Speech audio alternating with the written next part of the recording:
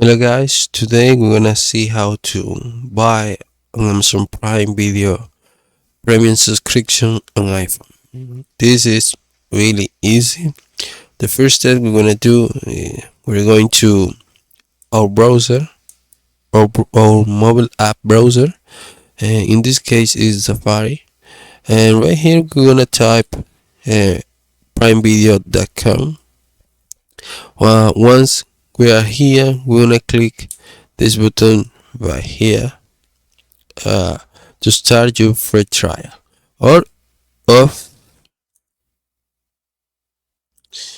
also if you want create an account, you can click this button right here. Okay, well, in this case we have an account already, and we're gonna click this option called account settings in this icon right here. We're gonna click this icon, and these options will appear.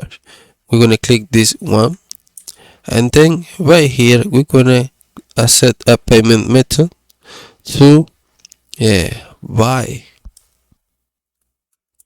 or set a subscription. Okay, it's really easy.